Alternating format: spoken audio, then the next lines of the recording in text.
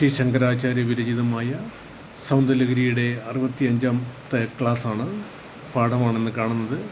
ഭജഗോവിന്ദ സനാതന ധർമ്മ വിദ്യാപീഠത്തിലെ എല്ലാ ഭക്തബന്ധുക്കൾക്കും ഈ ഗ്രൂപ്പ് സബ്സ്ക്രൈബ് ചെയ്യുന്ന എല്ലാ ഭക്തബന്ധുക്കൾക്കും ഞാൻ എൻ്റെ വിനീതമായ പാദം നമസ്കാരം ചെയ്തുകൊള്ളുന്നു. ഈ ആചാര്യസ്തുതി. സൗന്ദര്യലഹരീ കർത്രേ സർവമംഗളദായിനി ശങ്കരാചാര്യവർയായ യതിരാജായ തേ നമഃ. സദാശിവസമാരംഭാം ശങ്കരാചാര്യമധ്യമാം അസ്മദാചാര്യപര്യന്താം വന്ദേ ഗുരുപരമ്പരാം. വക്രതുണ്ഡമഹാകായ സുരകോടിസമപ്രഭ നിർവിഘ്നം കുരു മേ ദേവ സർവകാര്യേഷു സർവദാ. സരസ്വതീ നമസ്തുഭ്യം വരദേ കാമരൂപിണി വിദ്യാരംഭം കരിഷ്യാമി സിദ്ധിർഭവതു മേ സദാ. 65ാമത്തെ പാഠം കാണാം. രണേ ജിത്വാ ദൈത്യാൻ അപഹൃതശിരസ്ത്രൈ കവചഭിർ നിവൃത്തൈശ്ചണ്ഡാംശ ത്രിപുരഹര നിർമാല്യ വിമുഖൈഃ വിശാഖേന്ദ്രോപേന്ദ്രൈ ശശിവിശദ കർപ്പൂരശകലാഃ വിലീയന്തേ മാതസ്തവ വദനതാംബൂലകബളാഃ. പടം ഒന്നുകൂടി ചൊല്ലാം. രണേ ജിത്വാ ദൈത്യാൻ അപഹൃതശിരസ്ത്രൈ കവചഭിഃ നിവൃത്തൈശ്ചണ്ഡാംശ ത്രിപുരഹര നിർമാല്യ വിമുഖൈഃ വിശാഖേന്ദ്രോപേന്ദ്രൈ ശശിവിശദ കർപ്പൂരശകലാഃ വിലീയന്തേ മാതസ്തവ വദനതാംബൂലകബളാഃ. ഇതാണ് ഇന്നത്തെ പാഠം. അന്വയാർത്ഥം കാണാം.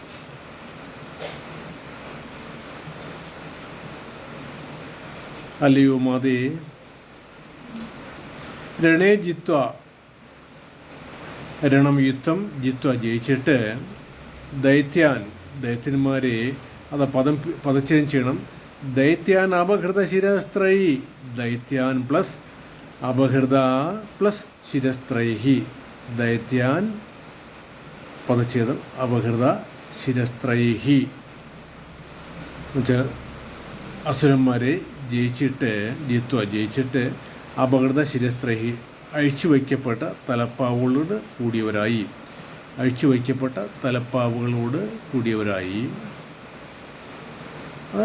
തലപ്പാവ് അഴിച്ചു വെച്ചവരായി.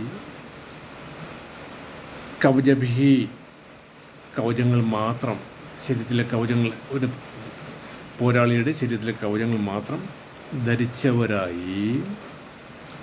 നിവൃത്തൈഹി, തിരിച്ചു വന്ന, അവിടെ പദം പിരിക്കുക. നിവൃത്തൈ പ്ലസ് ചണ്ഡാംശ പ്ലസ് ത്രിപുരഹര നിർമാല്യ വിമുഖൈഹി, പദച്ഛേദം. നിവൃത്തൈഹി ചണ്ഡാംശ ത്രിപുരഹര നിർമാല്യ വിമുഖൈഹി എന്ന് വെച്ചാൽ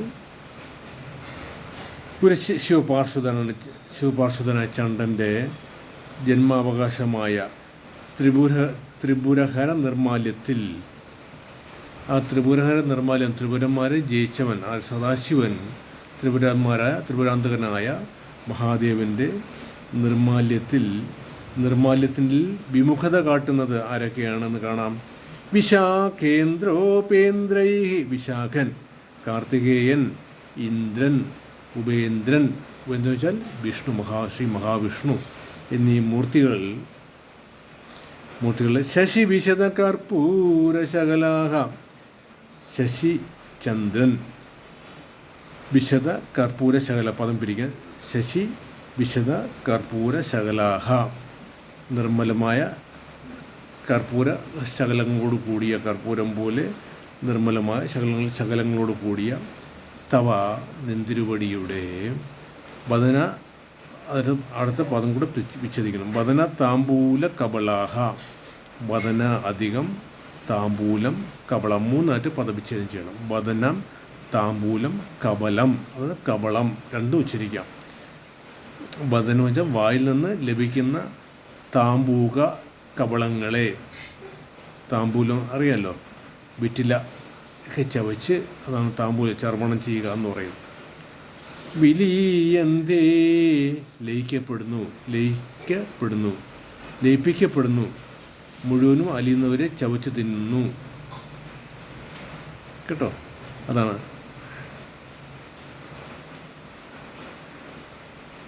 അത് നമുക്ക് വിശദമായിട്ട് അങ്ങോട്ട് പഠിക്കാം. അല്ലയോ അമ്മേ, യുദ്ധത്തിൽ ദൈത്യന്മാരെ ജയിച്ച് മടക്കി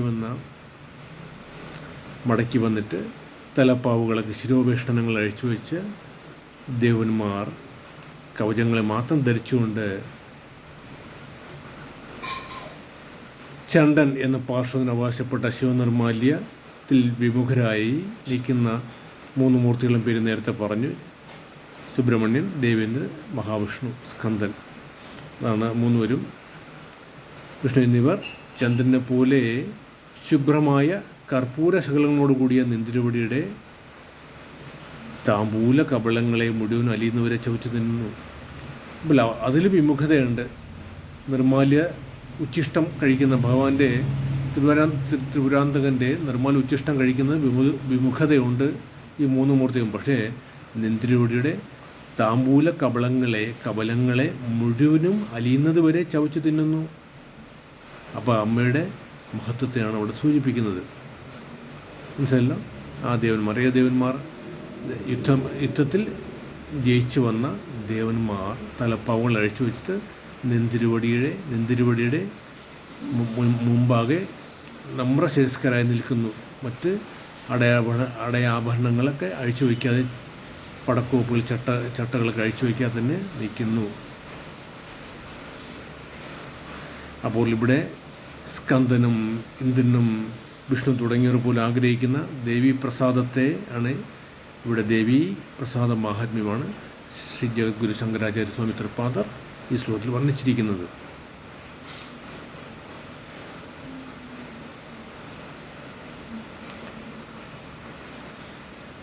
ഇവിടെ വിശാഖേന്ദ്ര ഉപേന്ദ്രന്മാർ, വിശാഖനും കാർത്തികേയനും, വിശാഖ നക്ഷത്രത്തിൽ ജനിച്ച കാർത്തികേയനും ദേവേന്ദ്രനും ഉപേന്ദ്രനായ വിഷ്ണുവും.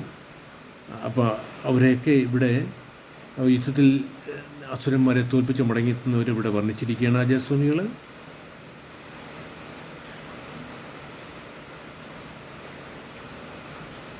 അപ്പം മറ്റ്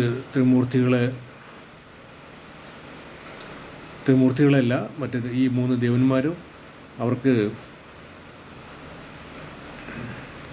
ചന്ദ്രനെ പോലെ ശുഭ്രങ്ങളായ കർപ്പൂരഖണ്ഡങ്ങളെ അവർ അലിയുന്ന ദേവിയുടെ അമ്മയുടെ താമ്പൂല കവളങ്ങൾ മുഴുവനും അലിഞ്ഞു തീരുന്നവരെ ചവച്ച് ഭക്ഷിക്കും, തിന്നുന്നു. ദേവി അമ്മയാണെങ്കിൽ ശിവൻ ഭഗവാനാണ്, അവർക്ക് പിതാവുമാണ്. ലോകപിതാവായ പരമശിവൻ്റെ താമ്പൂല കവളത്തെ ഈ ദേവന്മാർ ആഗ്രഹിക്കുന്നേയില്ല കേട്ടോ. താമ്പൂല കവളത്തെ, കാരണം അതിൻ്റെ ഉച്ഛിഷ്ടം ഭക്ഷിക്കാനുള്ള അവകാശം ശിവപാർശ്വതനായ ഒരു ചണ്ടാളനാണ്. അതിന് കാരണം പരമശിവൻ്റെ ഭക്താശിഷ്ടം ചണ്ട എന്ന പാർശ്വം അവകാശപ്പെട്ടെന്ന് അതുകൊണ്ടാണ്. പക്ഷേ അമ്മയുടെ താമ്പൂല കവളങ്ങളെ ആ ഓളം അലിഞ്ഞു തീരുന്നത് വരെ അവർ ചവച്ച് തിന്നുന്നു.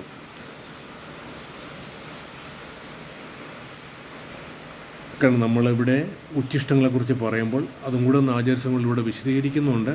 നമ്മൾ അമ്പലത്തിലെ പൂജകൾ ചെയ്യുമ്പോൾ, ദേവി പൂജകൾ ചെയ്യുമ്പോൾ നമുക്ക് കിട്ടുന്ന എന്തൊക്കെയാണ്?